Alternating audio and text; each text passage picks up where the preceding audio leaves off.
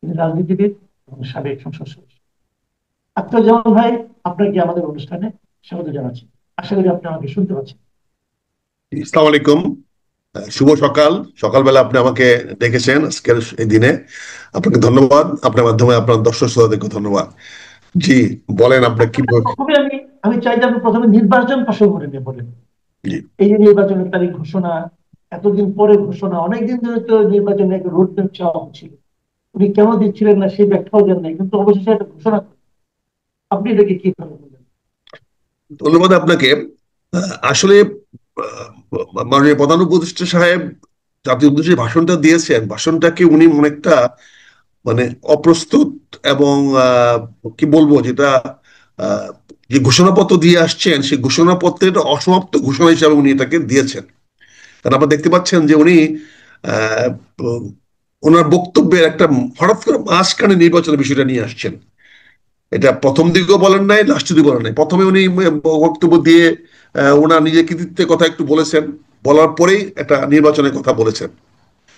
ঘোষণাপত্রে উনি বলেছিলেন যথাশীঘ্র নির্বাচন হওয়ার একটা প্রস্তাব উনি রেখেছিলেন। বেশ ভালো। আমি আপনাকে বলেছিলাম যে গৃহযুদ্ধে এড়াইতে হলে নির্বাচনের তারিখ ঘোষণা ছাড়া তার সামনে কোনো বিকল্প নাই।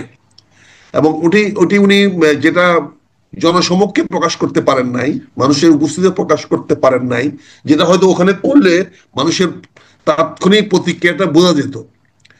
উনি যে ঘোষণাটা টেলিভিশনে এসে দিয়েছেন, এটা যদি আহ, সংসদ ভবনের সামনে যখন জনগণ লক্ষ লক্ষ লক্ষ লক্ষ জনগণ ছিল যেখানে, তারা সঙ্গীত উপভোগ করছিল, সেখানে উনি দিতেন, তাহলে কিন্তু তাৎক্ষণিকভাবে জনগণের প্রতিক্রিয়াটা বেরিয়ে আসতো। জনগণটাকে কিভাবে নিচ্ছে এটা জানতে পারতাম আমরা, এবং সবাই জানতে পারতো।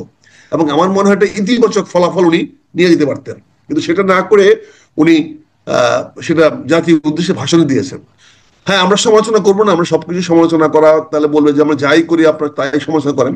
আমি ওনাকে ধন্যবাদ জানাবো এবং মোবারকবাদ জানাবো যে উনি নির্বাচনে তারিখটা ঘোষণা করেছেন এবং অত্যন্ত বলিষ্ঠ একটা পদক্ষেপ নিয়েছেন। এবং আমি মনে করি নির্বাচনটি হবে বাংলাদেশের আগামী সমস্যার সমাধানের একটি ইতিবাচক পদক্ষেপ। এখানে কে বিরোধিতা করলো না করলো উনি সে ব্যাপারে ইঙ্গিত দিয়েছেন, বলেছেন এটা বিদেশি শক্তি বা বাইরে থেকে কেউ এটাকে নস্যাৎ করার চেষ্টা করতে পারে। যেহেতু এই ব্যাপারে উনি সজাগ আছেন, কাজে সজাগ যেহেতু আছেন, কাজে এটা নিয়েও ভাবনার কিছু নাই। তবে আমি ওনাকে একদম স্বাগতম জানাবো, without any doubt and pros and cons. আমি এটার উপরে কোনো যদি ইতি না রেখে, কোনো কিছু না রেখে আমি ওনাকে স্বাগতম জানাবো। এবং নির্বাচনের তারিখটা উনি একদম সুস্পষ্ট করে দিয়েছেন যে ফেব্রুয়ারি রোজার আগে এটা করার জন্য। তবে ধরে নিতে পারছি যে 8 থেকে 10, 12, 15 এর মধ্যে হয়তো নির্বাচনটা হয়ে যাবে।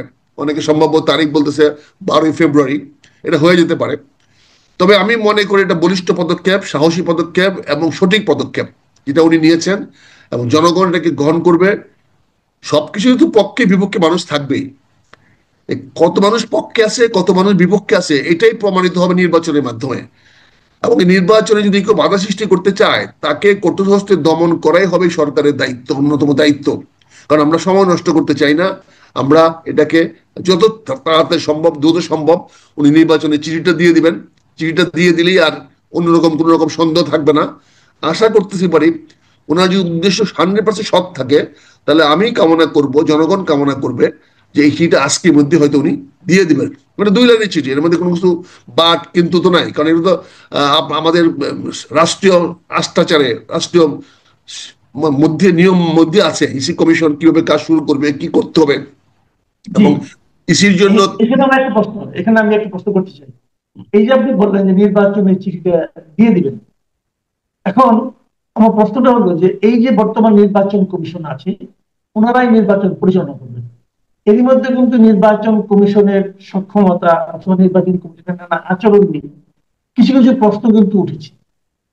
তো আপনি কি এই যে বর্তমান নির্বাচন কমিশন, যদি এদের কোনোই পরীক্ষা এখন বলতে হয়নি, তারপরে এদের কর্মকাণ্ড কথাবার্তা এসব দেখে আপনার কি মনে হয় যে এই নির্বাচন কমিশন জনগণের প্রত্যাশিত একটা নির্বাচন অনুষ্ঠানের সক্ষমতা রাখেন? আমি মনে করি যেহেতু এই নির্বাচন কমিশনকে নতুন গঠন করা হয়েছে এবং ডক্টর ইউনূস সাহেব গঠন করেছেন, এবং উনি ওনার কালকে বক্তব্যে বা অন্য কোথাও এমন কোনো আভাস ইঙ্গিত দেন নাই যে তাদের কার্যক্ষমতা বা কর্মক্ষমতার উপর তার কোনো সন্দেহ আছে। তিনি স্পষ্ট বলে দিয়েছেন চিঠি দেওয়ার সঙ্গে সঙ্গে তারা নির্বাচন কমিশন কাজ শুরু করে দিবে। উনি বলেন না, এখানে কোনো স্কোপ রাখেন নাই যে নির্বাচন কমিশনকে পুনর্গঠন করবেন বা একটু সময় নেবেন, সময় নিয়ে নির্বাচন পুনর্গঠন করে তারপরে চিঠি দিবেন। উনি কিন্তু সরাসরি বলে দিয়েছেন যে চিঠি দেওয়ার সঙ্গে সঙ্গে নির্বাচন কমিশন তাদের নির্বাচনী কার্যক্রম শুরু করে দিবে, এবং তারিখটা উনি বলে দিয়েছেন এর মধ্যে হইতে হবে।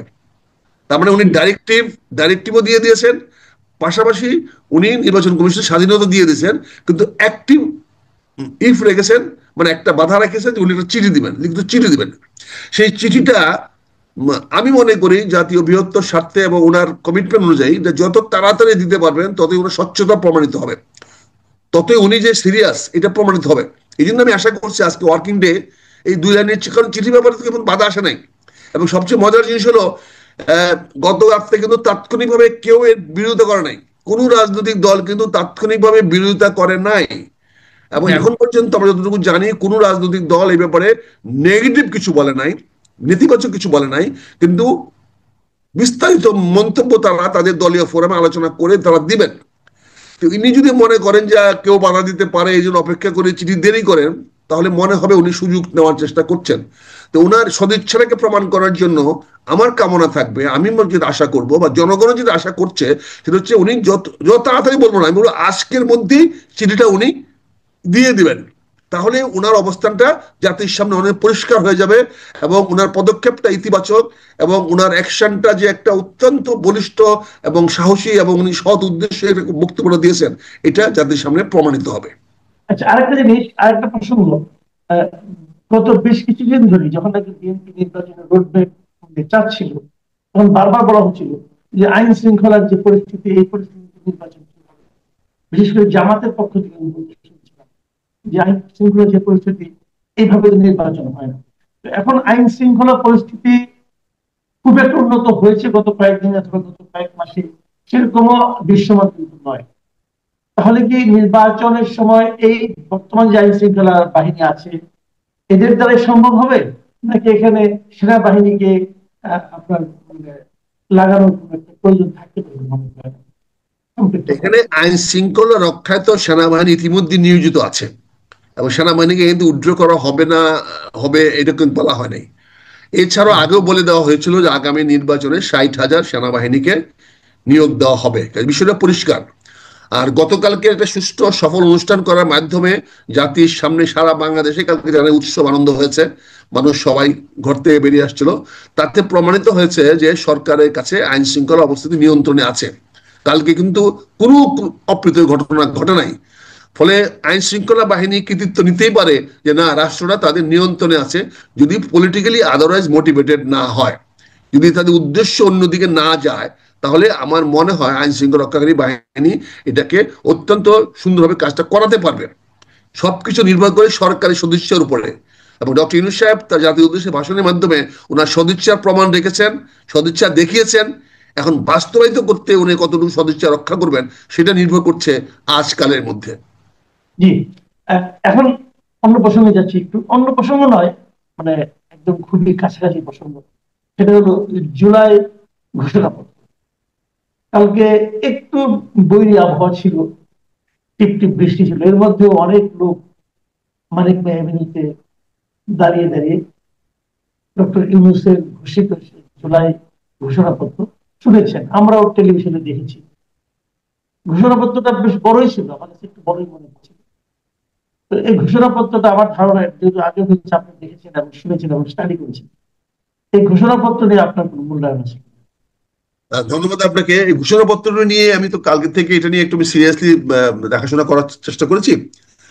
আমি এটার উপরে একটা একটা ছোট্ট একটা নোট তৈরি করেছি, আমি যদি অ্যালাউ করেন আমি সেই নোটটাই পড়ে শোনাই, তাহলে তাড়াতাড়ি হবে।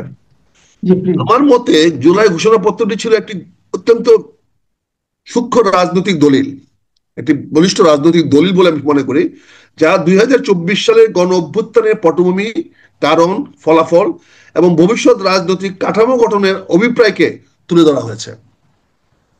এবং এটার মধ্যে আমি 5টি ইতিবাচক এবং 5টি নেতিবাচক পয়েন্টকে আমি আইডেন্টিফাই করেছি। জি এখানে আমি সময় সময় দিয়েছি, 5টি ইতিবাচক পয়েন্ট বলেছি, 5টি নেতিবাচক। আমি সংক্ষেপে বলছি, ইতিবাচক 5টির মধ্যে আমি মনে করি এখানে গণ ইচ্ছার প্রতিফলন হয়েছে। প্রথমত আমরা যে দেখতে পাচ্ছি গতকালকে ওনার বক্তব্যের মধ্যে বা এটা ঘোষণার মধ্যে গণ ইচ্ছার যে প্রতিফলন, সেই প্রতিফলন হয়েছে দীর্ঘকালীন আন্দোলন, সংগ্রাম এবং আত্মত্যাগের রাষ্ট্র স্বীকৃতি দেওয়া হয়েছে। একটি জনগণের সার্বভৌমত্ব, গণতন্ত্র, মানবাধিকারের প্রতিশ্রুতির পূর্ণ প্রতিষ্ঠার গুরুত্বপূর্ণ একটি দলিল হিসাবে বাংলাদেশের মানুষের সামনে বহুদিন থেকে যাবে।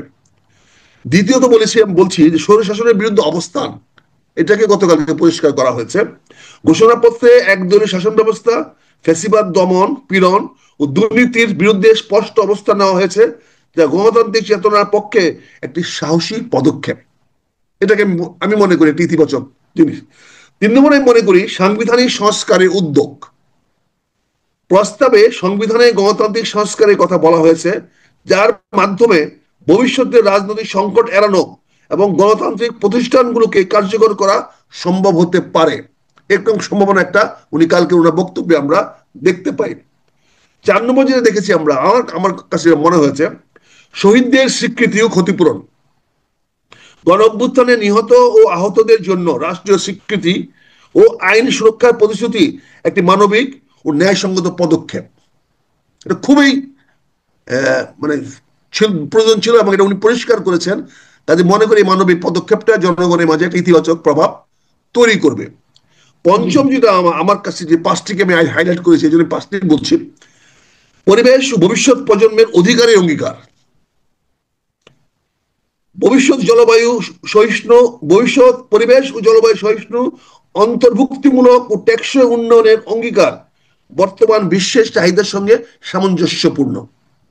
ওনার যে উন্নয়নের যে ধারাবাহিকতা, উন্নয়নের যে একটা ডক্ট্রিন উনি দিয়েছেন, এটা কিন্তু বিশ্বের সঙ্গে গ্রহণীয়। এই 5টি ছিল মোটামুটি। আমি অনেকগুলো ইতিবাচক পয়েন্ট আরো আছে, কিন্তু আমি 5টাকে আলাদা করেছি। এই 5টি পয়েন্ট আমার কাছে মনে হয়েছে ইতিবাচক বলতে পারি। আমি আমার 5টি এর পাশাপাশি 5টি নেতিবাচক আমি রেখেছি কম্পেয়ার স্টাডির জন্য, আপনাদের জন্য হয়তো ভালো হতে পারে। প্রথমেই ছিল রাজনৈতিক পক্ষপাত দুষ্ট ভাষা। ওনার যে ভাষাটা ছিল সেটা ছিল রাজনৈতিক পক্ষপাত দুষ্ট ভাষা, যেটা মানুষের কাছে কাম্য ছিল না। ঘোষণাপত্রে শেখ হাসিনা ও আওয়ামী লীগ সরকারের বিরুদ্ধে কঠোর, ব্যক্তিকেন্দ্রিক এবং বিদ্বেষমূলক ভাষা ব্যবহার করা হয়েছে, যা দলিলটির নিরপেক্ষতা ও গ্রহণযোগ্যতা প্রশ্নবিদ্ধ করতে পারে। উনি তো জাতীয় নেতা, উনি কোনো দলীয় নেতা নন। উনি জাতির উঠতে পারতেন, এটা জনগণের একটা প্রত্যাশা। প্রতিপক্ষ থাকবেই, শত্রু থাকবেই। অন্য ভুল হয়েছে বলে তো আমার সঠিকতাটা প্রয়োজনীয়তা দেখা দিয়েছে। এটা মনে হয় দীর্ঘমেয়াদে একটা পক্ষপাত দুষ্ট থেকে যাবে ওনার বক্তব্যটা। এটা আমার ব্যক্তিগত মতামত। 2 নম্বর হলো রাজনৈতিক প্রতিশোধ, বিচারের অঙ্গীকার। এটা শব্দটা আমি বলছি রাজনৈতিক প্রতিশোধ।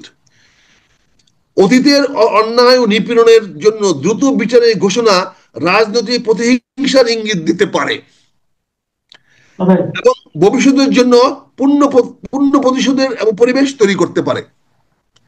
এখানে আমি সরকার হিসেবে যখন আমি একটা কাউকে বিচার করার অঙ্গীকার করি, তাহলে সরকার একটা পক্ষপাত দুষ্ট হয়ে যায় এবং সরকার একটা প্রতিপক্ষকে বিচার করার কথা বলতে পারে। বিচারটা ছিল নিরপেক্ষ। আমরা জানি যে বিচার একটা নিরপেক্ষ বিষয়।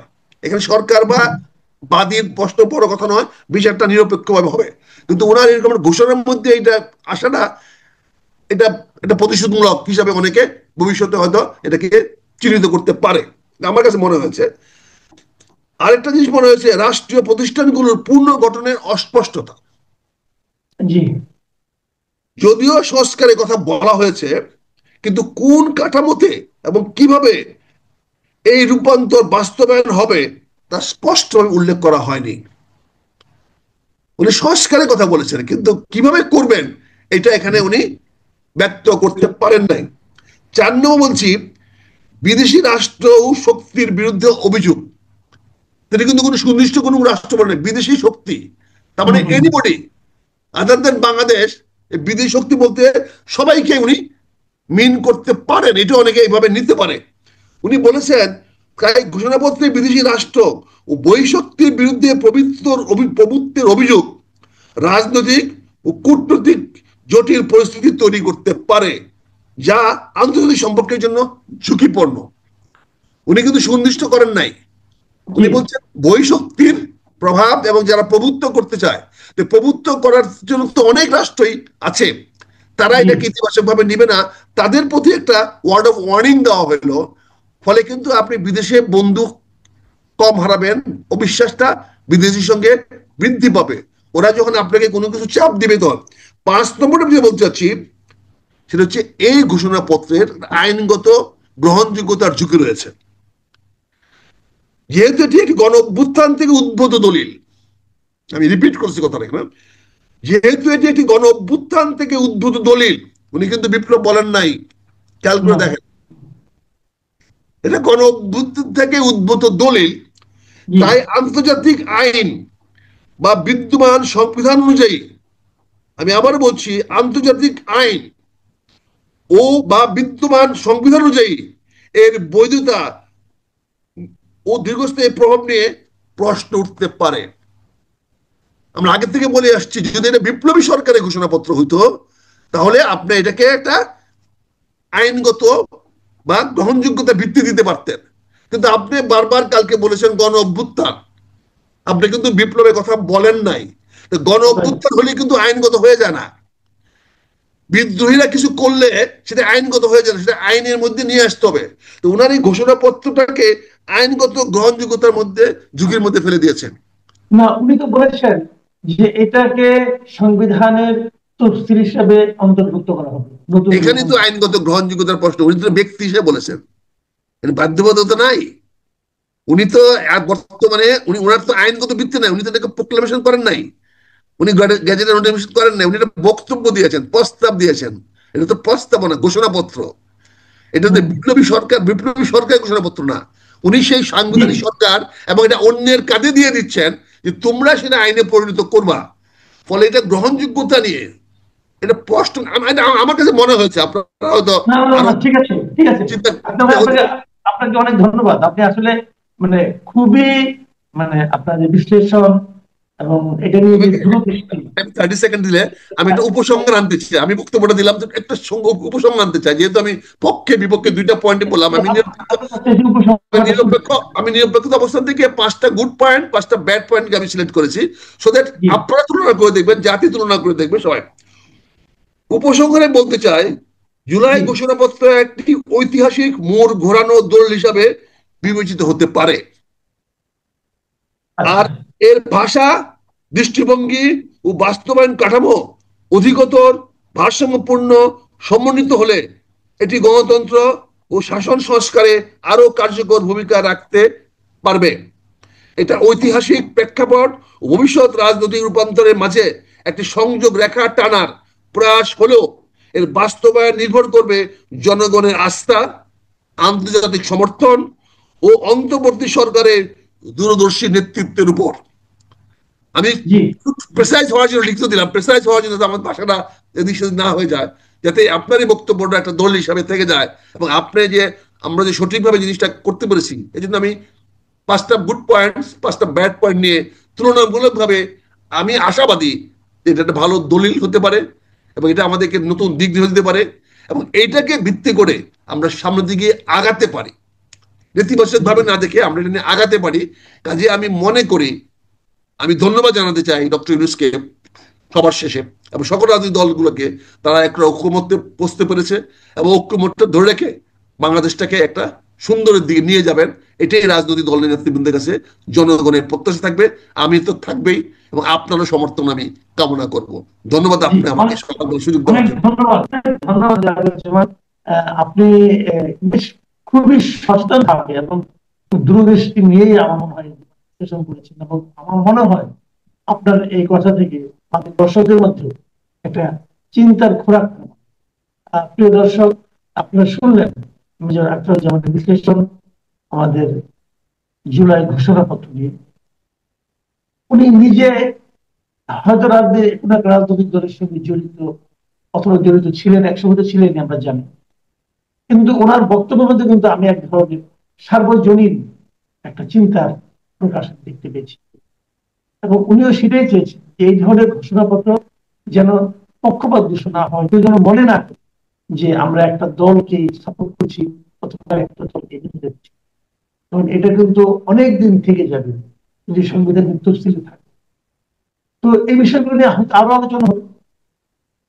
মেজর আখতারুজ্জামান আলোচনাটা হয়তো শুরু করলেন, পরে কে কিভাবে আলোচনা করে সেগুলো আমরা দেখা অপেক্ষা। আপনারা সবাই ভালো থাকবেন। এখন পর্যন্ত আল্লাহ হাফেজ।